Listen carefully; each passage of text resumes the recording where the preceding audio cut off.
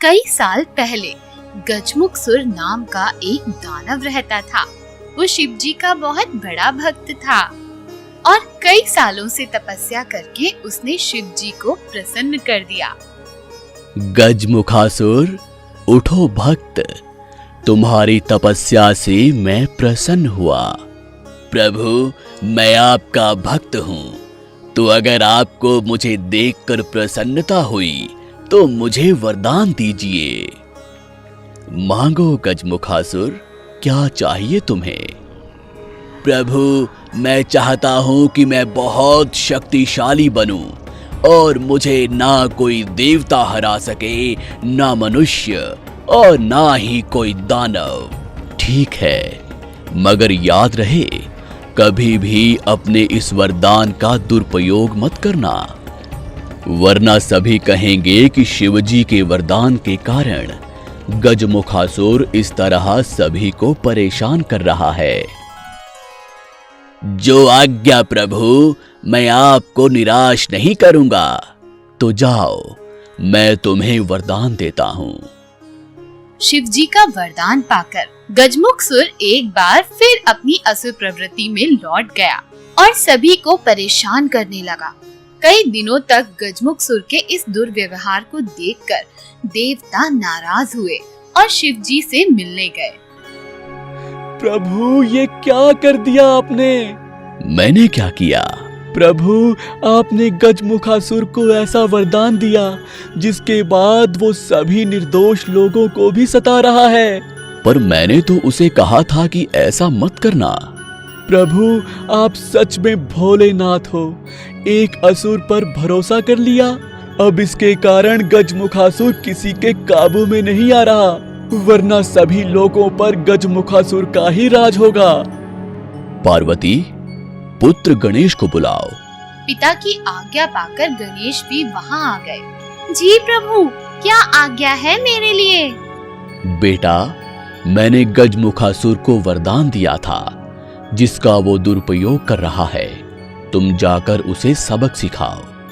क्या राक्षस गजमुखसुर का सामना करने के लिए आप मेरे बेटे गणेश को भेज रहे हो प्रभु? हाँ, पर गणेश तो नन्हा बालक है, वो कैसे सामना करेगा गजमुखासुर का? तुम सब चिंता मत करो, बस यकीन रखो, मेरा बेटा विघ्नहर्ता है और वो ही गजमुखासुर को उसकी सही जगह दिखाएगा। हो जाएगा। रुकिए, मैं भी साथ चलूंगा और मेरे गण भी। हाँ पुत्र, इन सभी को अपने साथ लेकर जाओ। नहीं, कोई साथ नहीं जाएगा। मेरा बेटा गणेश ही उसके लिए काफी है।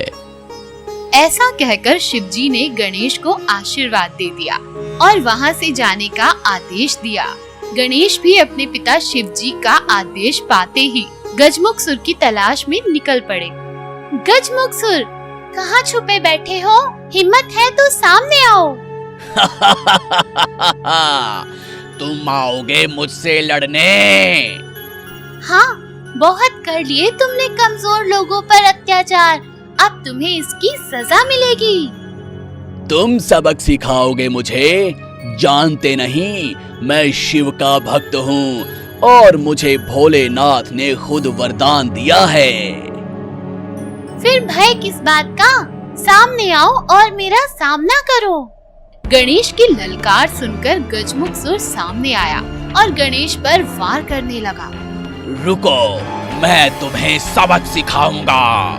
गजमुखसुर, तुमने सभी को बहुत सताया है, मैं अभी तुम्हें सबक सिखाता हूँ। ऐसा कहकर गणेश गजमुखसुर से लड़ने लगे। काफी देर तक लड़ने के बाद भी वो गणेश को हरा नहीं पाए। मुझे तो भोलेनाथ ने वरदान दिया है, फिर भी मैं गणेश को क्यों नहीं हरा पा रहा हूँ? गजमुखसुर, मुझे पता है कि तुम क्या सोच रहे हो, मगर मैं इस वरदान से परे हूँ। जानते हो क्यों? क्योंकि मेरा शरीर मनुष्य का है और सर हाथी का, तो मैं तुम्हें हरा सकता हूँ। जैसे ही गजमुखसुर ने गणेश की बात सुनी, वो दौड़ने लगा, मगर गणेश भी कहाँ पीछे रहने वाले थे। वो भी तेजी से गजमुखसुर का पीछा करने लगे। तब गजमुखसुर ने सोचा कि अगर मैं एक छोटे से चूहे का आकार ले लेता हूँ तो भागने में आसानी होगी। ऐसा सोचते हुए गजमुखसुर ने खुद को चूहे के रूप में बदल दिया। तब गणेश जी ने जोर से छलांग लगाई और गजमुखसुर की पीठ पर सवारी करने लगे। सवारी करते करते उन्होंने गजमुखसुर के कान भी जोर से खींचे, जिसके कारण वो काफी बड़े हो गए। काफी देर तक गणेश जी को अपनी पीठ से गिराने की कोशिश करने के बाद गजमुखसुर हार गया और उसने कहा, मुझे माफ कर दीजिए, मैं भटक गया था। आपने मेरे कान खींचकर मुझे सबक सिखाया है। अब मैं इस रूप में रहकर आपकी सेवा करूंगा। ठीक है, मुझे भी ये सवारी बहुत पसंद आई। आज से तुम मेरे मूसक राज हो। मैं हमेशा तुम्हारी ही सवारी करूंगा और तुम्हें अपने साथ ही रखूंगा। तो इस तरह से गजमुखसुर बन गए गणेश जी के वाहन मूसक राज। एक दिन माता गौरी घर में अकेली बैठी थी और उन्हें स्नान करने जाना था, मगर उन्हें भय था कि कोई अंदर ना आ जाए। तब उन्होंने अपने पुत्र गणेश को आवाज दी, गणेश, बेटा गणेश। आया माता, कहिए क्यों बुलाया? बेटा, मैं स्नान करने भीतर जा रही हूँ और ये तुम्हारी जिम्मेदारी है कि जब तक मैं बाहर ना आ जाऊं तब तक तुम किसी को भी भीतर मत आने देना। ठीक है माँ। ऐसे नहीं, वचन दो कि मेरी आज्ञा के बिना कोई भी भीतर नहीं आ पाएगा। माँ, मैं वचन देता हूँ।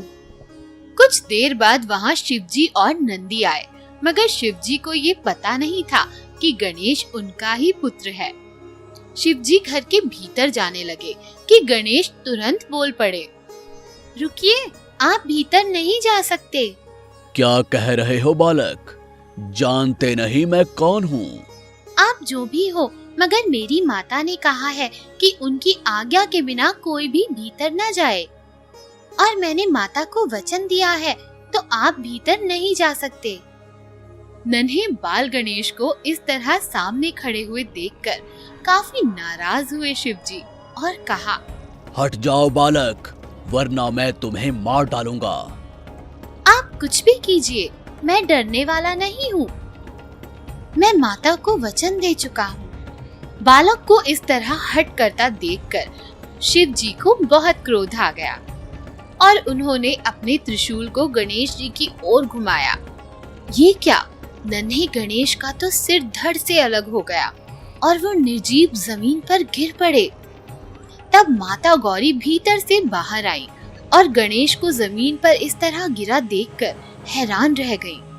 बेटा गणेश, ये क्या हुआ तुम्हें? ये किसने किया? माता, ये शिवजी ने किया। माता गौरी शिवजी को हैरानी से देखने लगी। क्या कर दिया आपने? क्रोध में आपने अपने ही बेटे को मार डाला। मुझे मेरा गणेश वापस लाकर दीजिए, ये मेरा पुत्र है। मुझे माफ कर दो। जब गणेश मुझे भीतर आने नहीं दे रहा था तो मैं क्रोधित हो गया। मुझे नहीं पता, मुझे बस मेरा बेटा लाकर दो। शिवजी कुछ देर सोचने के बाद नंदी की ओर देखकर कहने लगे, नंदी, मैं गणेश को जीवित कर सकता हूँ, मगर इसके लिए तुम्हें मेरा एक काम करना होगा। जो आप कहेंगे प्रभु, मैं वो जरूर करूँगा। जंगल की ओर जाओ और जो भी पहला जीवित प्राणी नजर आए उसका सर मेरे लिए लेकर आओ।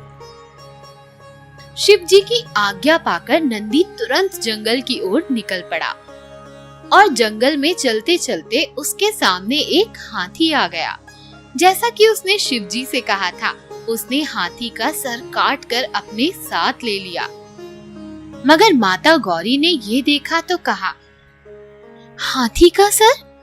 इसे देखकर तो सभी मेरे पुत्र का मजाक उड़ाएंगे।